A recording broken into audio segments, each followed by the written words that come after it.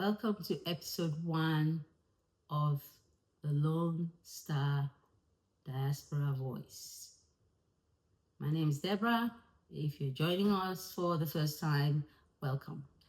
Now, this particular telecast is dedicated to all the suffering people, all the marginalized people, all the people who are being killed, persecuted in the name of religion, tribe, whatever, ethnicity, income class and everything like that. And so this is for you. Now, I'll swing our minds back to Nigeria, where recently there was an alleged abduction of Christians. And I use the word alleged in quotes. I mean, you can't see my hands, but I did make the quote sign because we know that area is how will I say, is a haven for terrorist activity. And in fact, it was the ground zero for terrorism. I remember the first Zangon Kataf riots when I was, a young girl in high school, and, how scary it was, knowing people who died and how we had to be evacuated from school and escorted back home. And, issues were never resolved. Nobody ever got punished.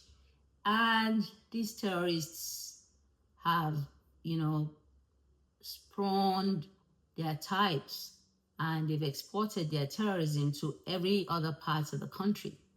And just of late, after decades of being maltreated, undervalued, apartheid practiced on the southern Christian part of Kaduna State by the previous administrations.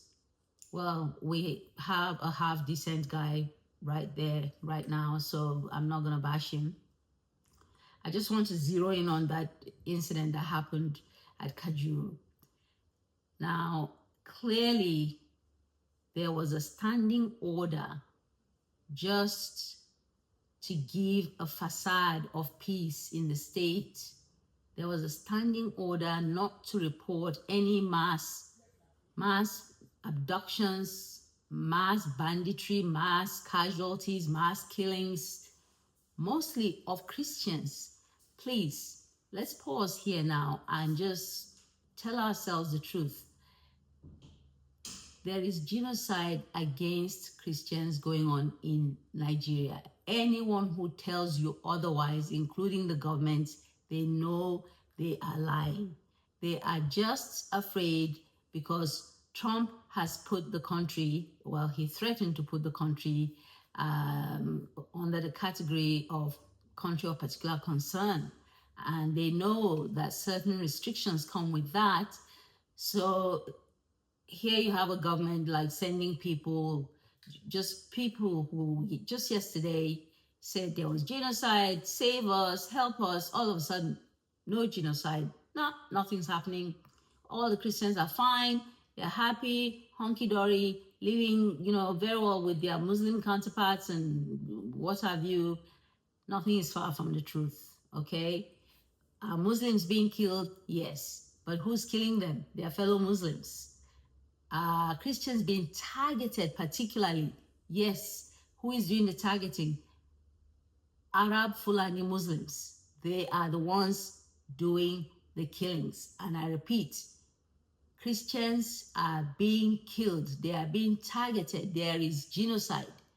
Yes, Muslims may be killed for other reasons, maybe for even not cooperating in killing the Christians, but they are being killed not by Christians, but by Muslims. So let's bring into focus what happened in Kajuru, where about 166 to 177 people were abducted from 3 different churches. And there was a conspiracy of silence from the government First, starting with the local governments. Let's just focus, on the local government for a second. Now, if something of that magnitude happened and the local government chairman was eventually found to have lied to the Nigerian people, leave the people of Kajuru, leave the people of Kaduna State, or leave the people of the Middle Belt, to have lied that nothing like that took place. Allowed like 3 or 4 days of people just spouting all kinds of nonsense, only for them. And even I think the governor even came out and said, "Oh, if you have proof, or show us," only to do a mea culpa, just days into the thing, when they were caught red-handed by a certain Mr. Buhari, who is a Christian, a Christian journalist who did good, I'll say great investigative journalism, and discovered that truly people were abducted, and in fact got the names of those people and published it out there. Only then did the state governments come out to admit that yes, actually people were abducted. Now, they tell us, oh, some escaped, as if that's any comfort. It's no comfort to anyone. I think, we talk about our democracy and we say, well, we're coming up and all this business. Sure, we're coming up. But until we institute a system where there are consequences for action or lack of action, then, lies like this that, borders on the insanity actually will continue to perpetuate itself. Why lie when people's lives were at stake? All the time you spent doing damage control, doing PR, and all this kind of nonsense is time that would have been put into trying to get these people back in time. I mean, imagine the trauma. There were kids, there were women, there were elderly people, there were, everybody, men. I mean, everyone matters. Yet you left them for days while you tried to manage the propaganda, while you tried to manage the look, while you tried to manage, just your reputation that's now in tatters.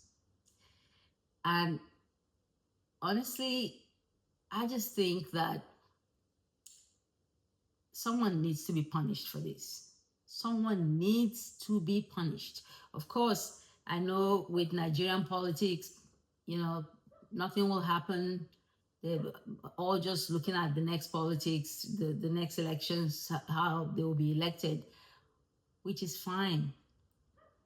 But, the people should vote if they're allowed to vote, and if their vote counts, they should vote with their ballot. Get that local government chairman out of that place. And I'm not sure of the complicity of the governor, but I don't believe the local government chairman will be acting alone.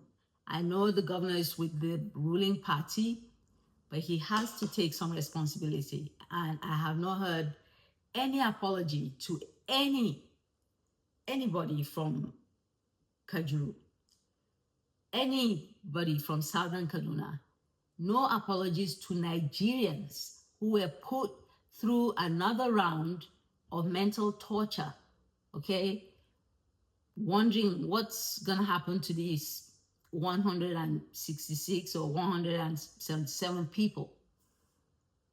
So a word, I think, is enough for the wise. I think the Middle Belt should wake up and stop being used by these people who perpetually have you under their thumb, and they would rather you stay under their thumb. I mean, they pick a few of your leaders, give them some non-entity positions, and those leaders are meant to come and keep you quiet. No, you don't have to be quiet. You know, President Tinubu has already liberated you from that kind of nonsense. Stand up and be counted.